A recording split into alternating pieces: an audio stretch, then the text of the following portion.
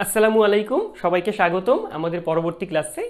তাহলে আমরা আমাদের গত ক্লাসে কি পড়লাম? গত ক্লাসে আমরা পড়লাম হচ্ছে রাশি নিয়ে, আর আজকে আমরা শুরু করব হচ্ছে লব্ধি নির্ণয়। এখন থেকে আমরা ভেক্টরের মধ্যে প্রকাশ করে যাব। আর লব্ধি নির্ণয়ের মোট উপায় কতগুলো? এই 5টা।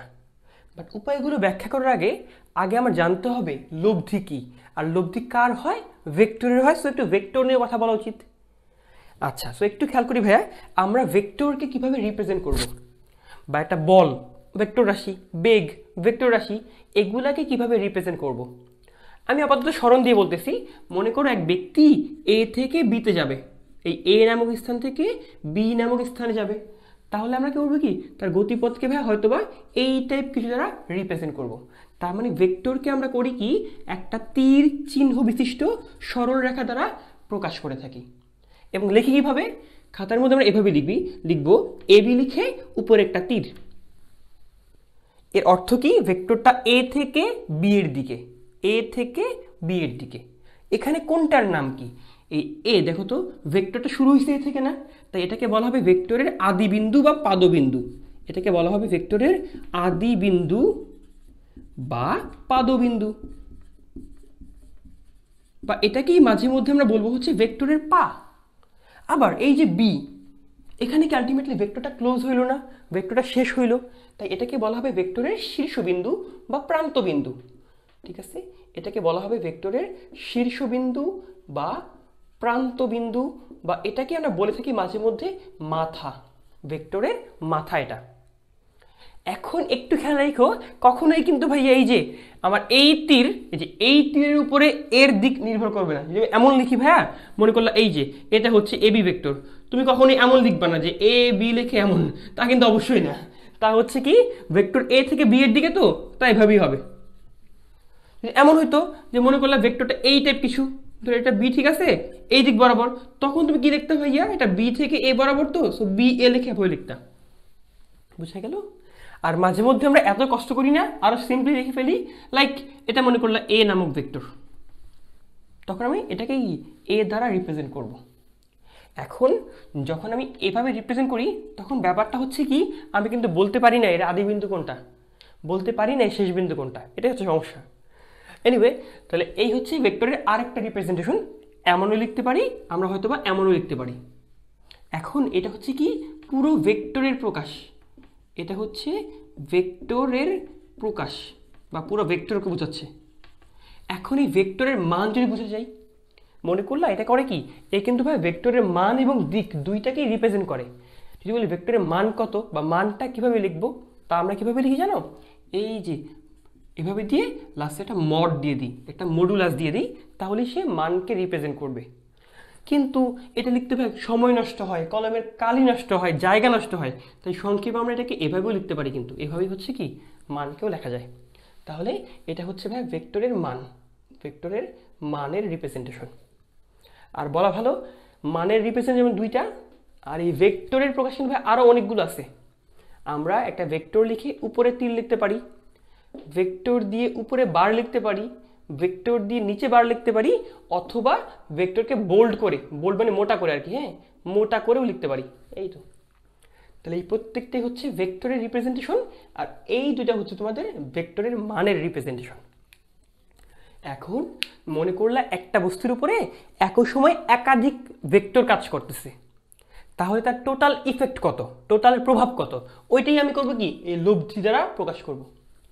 তার মানে লব্ধি মানে আর কিচ্ছু না, সিম্পলি বাংলায় বললে যোগফল, বাংলায় বললে যোগফল। দেখো তো যখন আমরা দুইটা স্কেলার রাশিকে যোগ করি, লাইক 4 + 5 = 9, তখন 9কে বলি কি 4 এবং 5-এর যোগফল।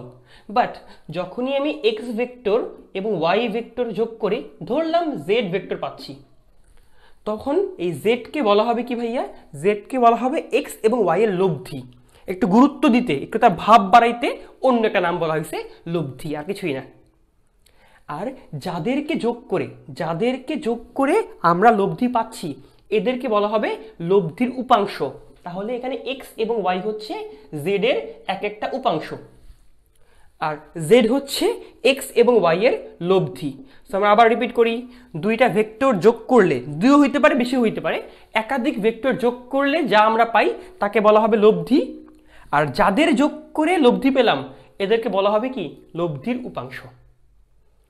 তো চলো এবার আমরা 1 বাই 1 এই লব্ধি নির্ণয়ের উপায়গুলো দেখে নিই। তাহলে এই মোট 5টা নাম লেখা আছে, তোমরা এই পার্টটা একটু খাতার মধ্যে উঠে নাও, দেন আমরা এই পার্টগুলোতে শুরু করব। এখন আমরা লব্ধি নির্ণয় শুরু করতেছি। এর মধ্যে কি আছে ভাইয়া? সাধারণ বিধি, ত্রিভুজ বিধি, সামন্তরিক সূত্র বা সামন্তরিক বিধিও বলতে পারো তুমি, বহুভুজ সূত্র, উপাংশ সূত্র বা উপাংশ বিধি। এদের মধ্যে কোনটা আমার পড়তে হবে ভাইয়া? ঘুরিয়ে ফিরে আমরা একটাই পড়বো, তা হচ্ছে সামন্তরিক সূত্র। বাকিগুলো খুব বেশি তাৎপর্যপূর্ণ না, বা ওগুলো জাস্ট লাগে আমাদের কমন সেন্সের জন্য। তাহলে যাই হোক, শুরু করি আমরা আমাদের সাধারণ বিধি। এটা কি বলে? ধরি এই হচ্ছে আমাদের একটা ভেক্টর। তাহলে প্রথম একটা ভেক্টর, এই প্রথম ভেক্টরের শীর্ষবিন্দুতে যদি আমি দ্বিতীয় ভেক্টরটার আদি বিন্দু স্থাপন করি, আই রিপিট, প্রথম ভেক্টরের শীর্ষবিন্দুতে দ্বিতীয় ভেক্টরের আদি বিন্দু স্থাপন করলে প্রথম ভেক্টরের আদি বিন্দু হতে দ্বিতীয় ভেক্টরের শীর্ষবিন্দু, এই যে রেখাটা, এটাই হচ্ছে এদের লব্ধিকে রিপ্রেজেন্ট করে, আর কিছু না। এই কথাই হচ্ছে তোমার সাধারণ বিধি বলে। যে মনে করলা এক লোক এখান থেকে এখানে গেল, মনে করো এটা এ ভেক্টর, এখান থেকে এখানে গেল, এটা মনে করো বি ভেক্টর, তাহলে এটাকে বলা হবে কি তোমার এ প্লাস বি ভেক্টর। এই তো, আর কিছুই না। তাই তো হওয়া উচিত ছিল, এখান থেকে এখানে গেছে, এখান থেকে এখানে গেছে, আসলে গেলে কতটুকু? এখান থেকে এখানে না, এই হচ্ছে ভেক্টর যোগ। তাহলে আমরা আবার একটু বলি, এই কথাটা কি বলে? যে যদি কোনো একটি ভেক্টরের শীর্ষবিন্দুতে অপর ভেক্টরের আদিবিন্দু স্থাপন করা হয়, একটা ভেক্টরের শীর্ষতে অপরটার আদিবিন্দু স্থাপন করা হয়, তাহলে প্রথম ভেক্টরের আদিবিন্দু হতে দ্বিতীয় ভেক্টরের শীর্ষবিন্দু সংযোজক সরলরেখাটা বা সংযোজক ভেক্টরটা বাকি দুইটার লব্ধিকে রিপ্রেজেন্ট করবে। শেষ। তাহলে এই হচ্ছে তোমার সাধারণ বিধি। নাম্বার 2, তা হচ্ছে ভাই ত্রিভুজ বিধি। ত্রিভুজ বিধি এটা কোনটা? এটা হচ্ছে কি, দেখো একটু আমরা এভাবে বলি, যদি কোনো ত্রিভুজের দুইটা সন্নিহিত বাহু, সন্নিহিত বাহু মানে কি ভাইয়া? মানে পাশাপাশি বাহু, ঠিক আছে? সন্নিহিত মানে তুমি বলতে পারো পাশাপাশি। যদি কোনো ত্রিভুজের দুটি সন্নিহিত বাহু দ্বারা একই ক্রমে দুইটা ভেক্টরকে আমরা প্রকাশ করতে পারি, আই রিপিট, যদি কোনো ত্রিভুজের দুটি সন্নিহিত বাহু দ্বারা একই ক্রমে দুটি ভেক্টরকে প্রকাশ করা হয়, তাহলে ত্রিভুজের তৃতীয় বাহুটা বিপরীত ক্রমে, দেখো তো এই ক্রম হইলে কিন্তু একই হইতো, বাট বলছে বিপরীত ক্রমেদের লব্ধিকে বোঝায়। তার মানে যদি হয় এ ভেক্টর, এটা হয় ভি, এটা অবশ্যই কত হবে? এ প্লাস বি হবে।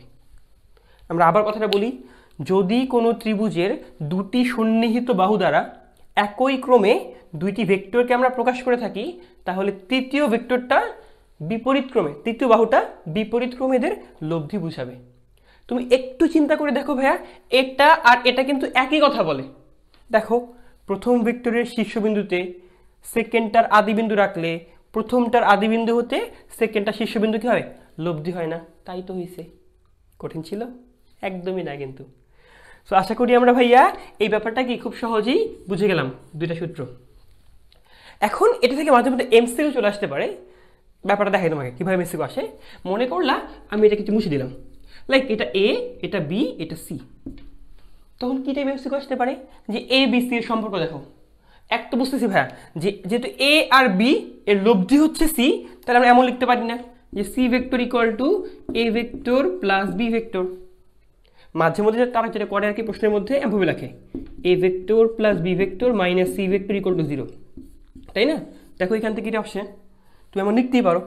অপশনে এমন 4-5টা থাকে, তারা কি মাঝে মধ্যে একটু উল্টাপাল্টা করে দেয়, তোমাকে বুঝতে হবে যে কোনটা সত্য। এমন এমসিকিউ আসে। বা এমনও কিন্তু বলতে পারতো যে লাইক তোমাকে এটাকে ঘুরে দিল, ঠিক আছে, তোমাকে এটাকে এভাবে ঘুরে দিল, এইটা বললো এটা মনে করো সি, তখন কি হইতো? তখন তো ভাই এ প্লাস বি প্লাস সি শূন্য হইতো কিন্তু। এনিওয়ে, আমরা এটা কীভাবে করবো? আমরা কাজ করব, আমরা যে কোনো একটা পার্টিকুলার পয়েন্ট থেকে ঘোরা শুরু করব। যে কোনো একটা পার্টিকুলার পয়েন্ট থেকে করবো কি, ঘূর্ণন শুরু করব। যদি আমাদের ঘোরার দিক এবং এই তীরের দিক মিলে যায় প্লাস, না মিললে মাইনাস, ঘুরে ঘুরে আগের পয়েন্টে আসবো, যোগফল 0। দেখো এই ক্ষেত্রে আমি যাচ্ছি কি বরাবর, হ্যাঁ জি বরাবর, আমার কিন্তু এ ভেক্টরটা একই বরাবর, তাই প্লাস এ ভেক্টর। এরপরে আমি যাই উপরের দিকে, বি ভেক্টরটা কি উপরের দিকে, প্লাস বি ভেক্টর, ঘুরে ঘুরে আবার সেম ভাই একই দিকে মিলে গেছে, সি ইকুয়াল টু 0। যদি এমন বলতো লাইক এ একটা ত্রিভুজ দেওয়া আছে মনে করো, এইভাবে দিছে মনে করো, হ্যাঁ এটা হচ্ছে ভাই পি ভেক্টর, এটা কিউ ভেক্টর, এটা আর ভেক্টর। প্রশ্ন হচ্ছে পি কিউ আর এর সম্পর্ক কি? তুমি এক কাজ করবা, তুমি ঘুরবা, তুমি তোমার ইচ্ছে মতো, তুমি কিন্তু ভাইয়া অ্যান্টি ক্লকও ঘুরতে পারো, আবার ক্লক ওয়াইজও ঘুরতে পারো, anti clockwise or clockwise, it's up to you. দেখো তো আমি যদি এভাবে ঘুরি, দেখো আমার ঘোরার সাথে কিন্তু পি মিলতেছে, তাই পি হয়ে যাবে প্লাস প্লাস পি ভেক্টর। আমার ঘোরার সাথে কিউ মিলে না, তাই মাইনাস কিউ, আর আর এর ক্ষেত্রে মিলে না, তাই মাইনাস আর ইকুয়াল টু 0। দেখছো, এই তো। সো মোটামুটি এই হচ্ছে আমাদের এখান থেকে প্রশ্ন আসার মতো একটা স্কোপ। এমসিকিউতে মাঝে মধ্যেই সম্পর্ক চলে আসে।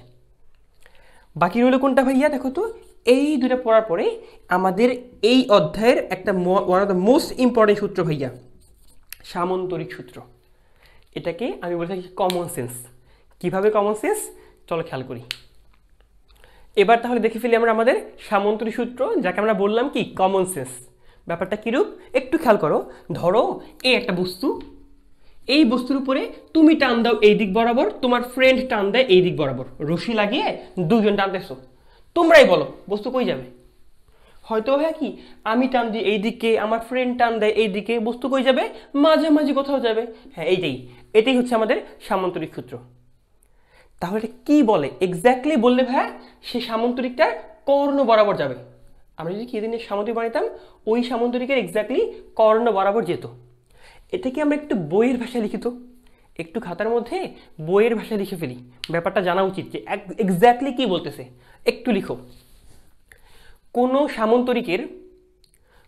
সামন্তরিকের দুটি সন্নিহিত বাহু বরাবর, আমরা লিখতেছি কিন্তু সামন্তরিক সূত্র আমরা লিখবো, কোনো সামন্তরিকের দুটি সন্নিহিত বাহু বরাবর কোনো কণার উপরে একই সময়ে ক্রিয়াশীল, কোনো কণার উপরে একই সময়ে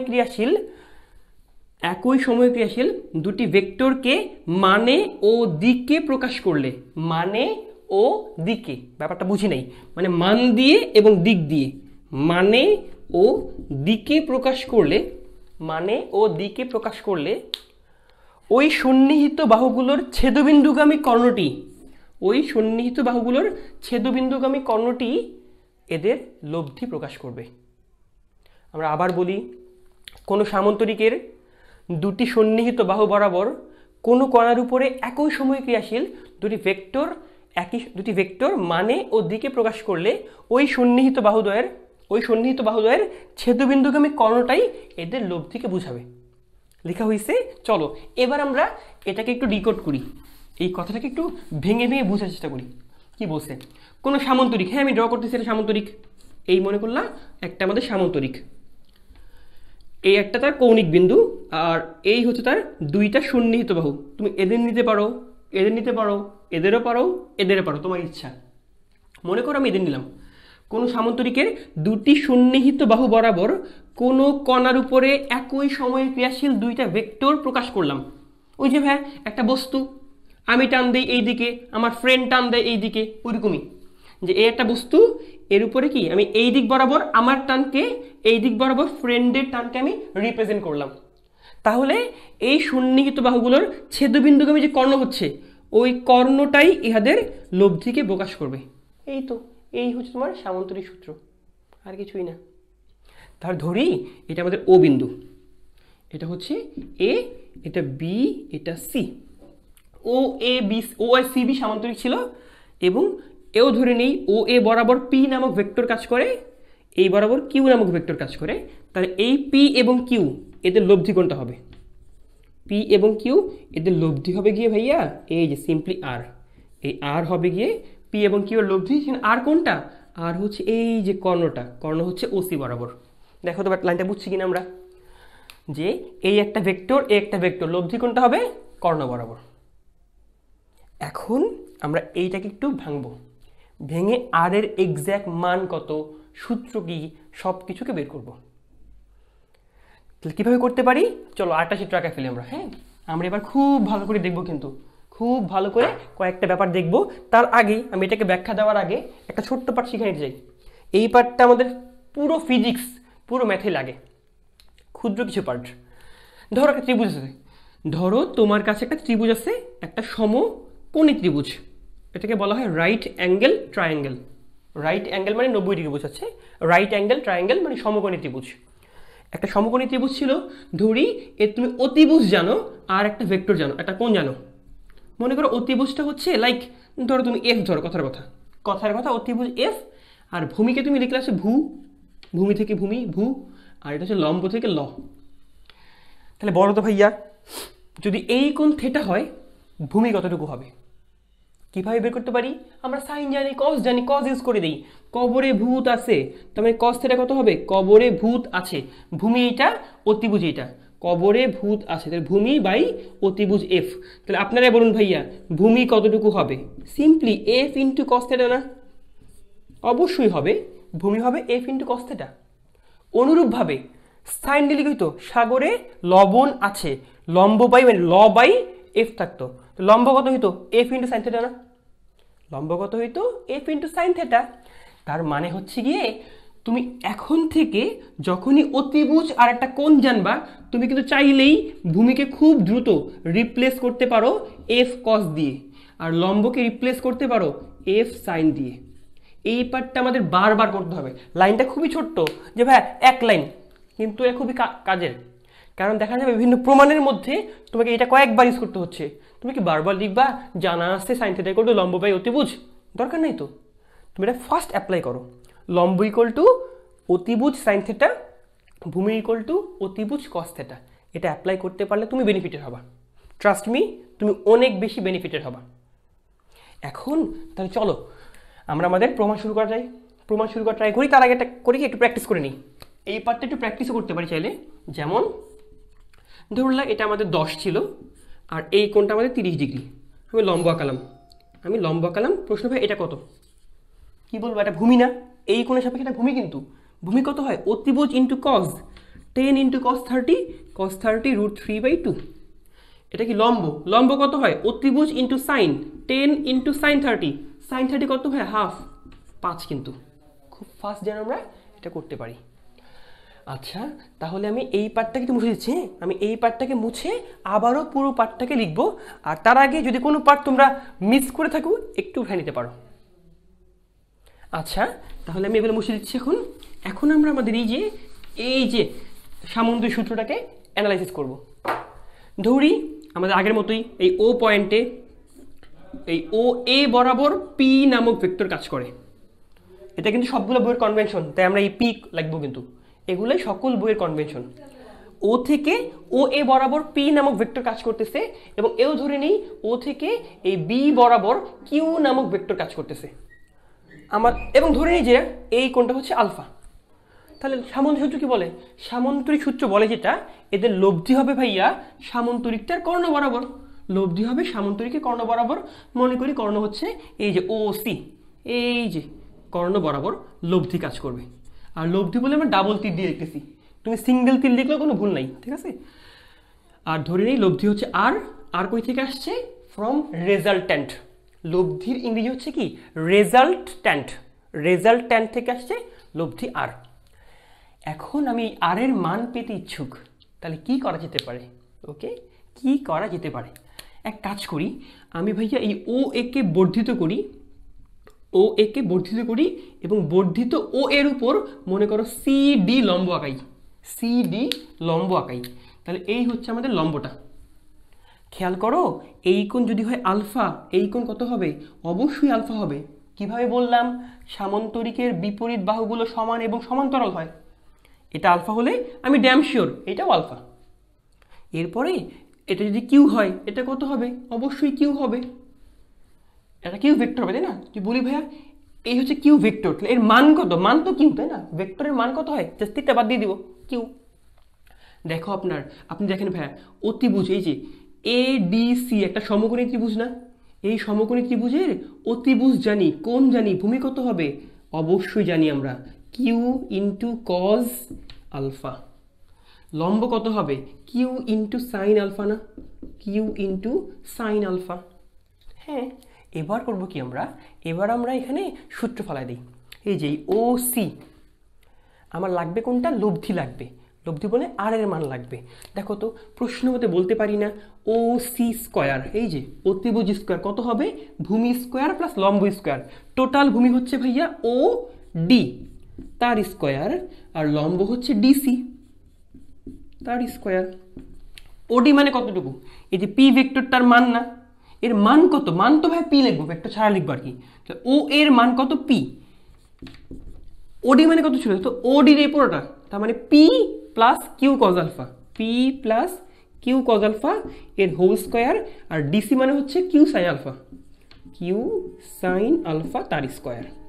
তাহলে এবার ঝটপট স্কোয়ার করে দাও, A plus B whole square সূত্র, A square plus 2ab 2pq cos alpha plus এর স্কোয়ার, অর্থাৎ Q square cos square alpha.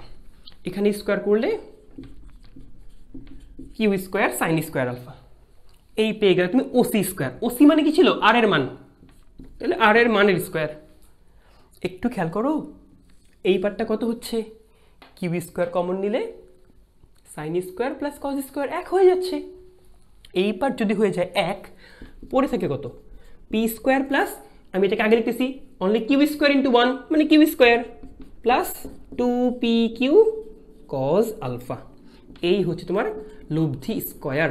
ব্যাপারটা কি বোঝা গেল? তাহলে আর কত হবে, root over of P square Q square 2pq cos alpha. একটা কাজ করি, এটাকে আমি বক্স না করি, আমি এক্স্যাক্টলি লব্ধির মানটাকেই বক্স করে দিই, ঠিক আছে? আর বক্স করাগুলো হবে সূত্র, এগুলো মুখস্থ রাখতে হবে।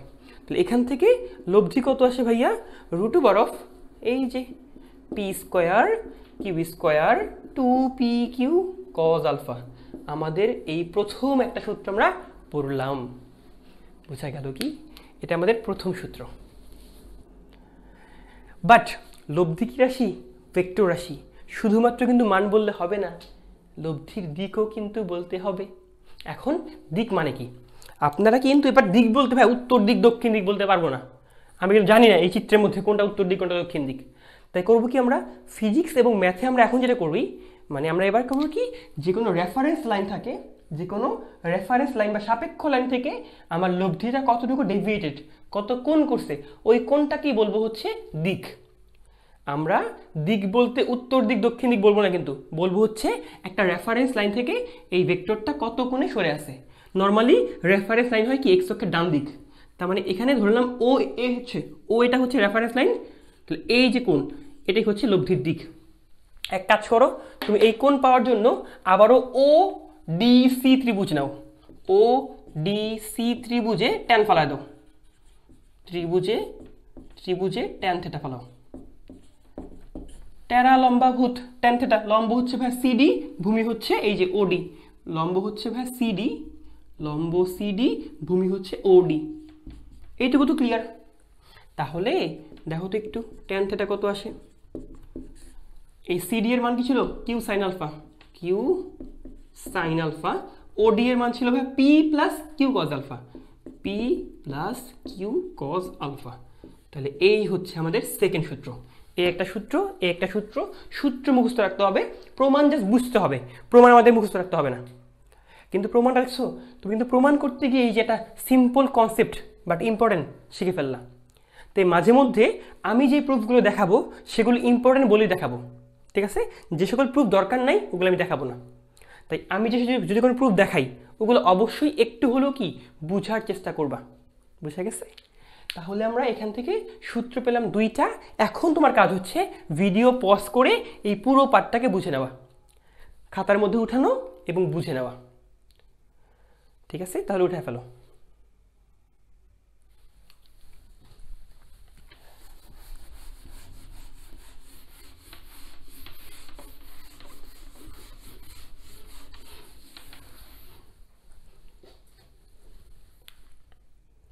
যদি আমি এখন ওই পুরো পার্টটাকে সামারি করতে চাই, ব্যাপারটা কেমন হবে দেখো। আমরা তো ভাই এত লম্বা প্রুফ মনে রাখবো না, আমরা যে সামারিটা মনে রাখবো। সামারি হচ্ছে কি, যে মনে করো এই একটা পয়েন্ট ও বিন্দু, এখান থেকে এই দিক বরাবর পি নামক ভেক্টর কাজ করে, এই দিক বরাবর কিউ নামক ভেক্টর কাজ করে, এবং এই ভেক্টরগুলোর মধ্যবর্তী কোণ আলফা। লব্ধি কোন দিক বরাবর হয়? লব্ধি হবে সামান্তরিকে কর্ণ বরাবর। তোমার সামান্তরিককেও কি আঁকতে হবে না, ধরে নেই লব্ধি হচ্ছে আর, এটাই কনভেনশন যে পি ভেক্টর কিউ ভেক্টর লব্ধি হচ্ছে আর ভেক্টর। তাহলে আমরা কি কি পড়তে পারি এখান থেকে? নাম্বার 1 সূত্র ভাইয়া, P vector plus Q vector মিলে হবে গিয়ে কি আর ভেক্টর।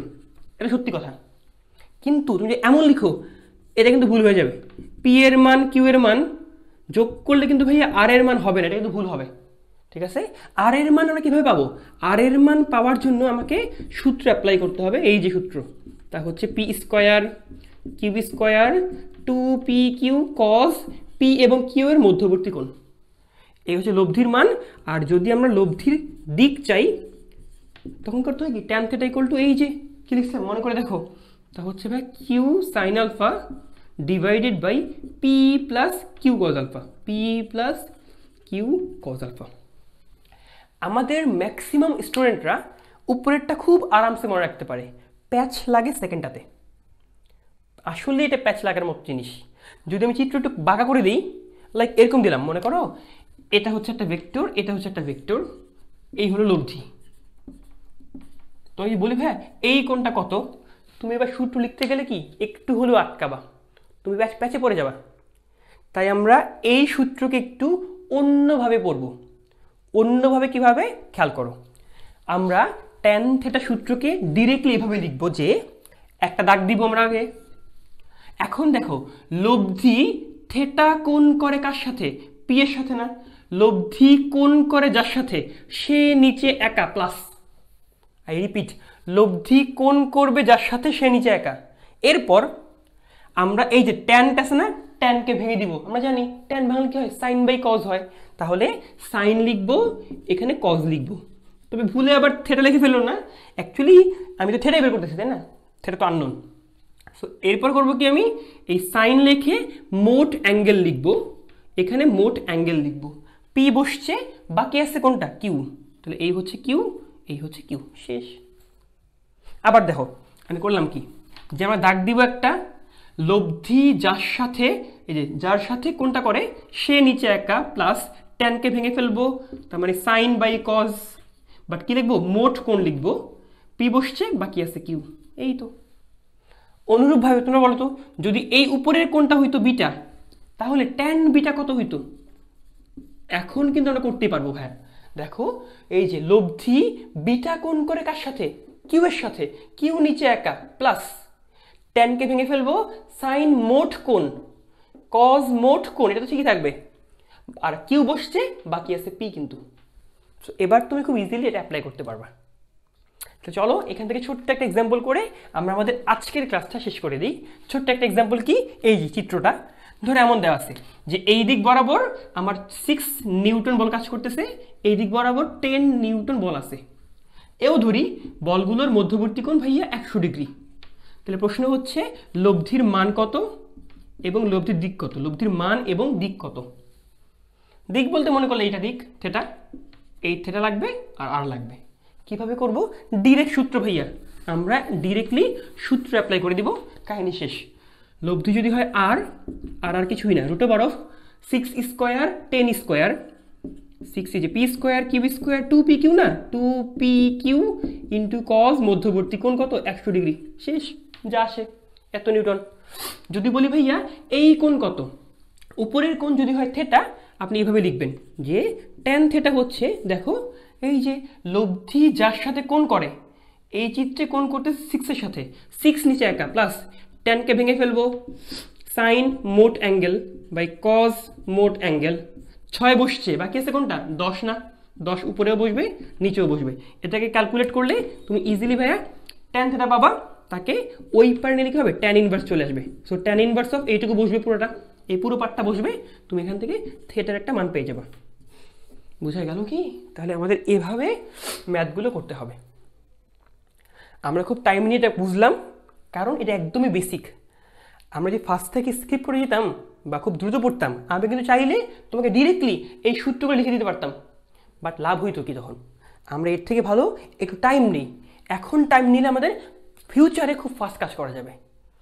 সো আশা করি আমরা এই পার্টটা খুব ভালো করে বুঝতে পারলাম। সো এর পরবর্তী ক্লাসে আমরা এই সূত্র নিয়েই কথা বলবো। এই সূত্রে কিছু শর্টকাট আসবে, সূত্রে একটি স্পেশাল কেস আসবে, ওগুলো নিয়ে কথা বলবো। সো এতক্ষণ ক্লাসটা করার জন্য সবাইকে ধন্যবাদ।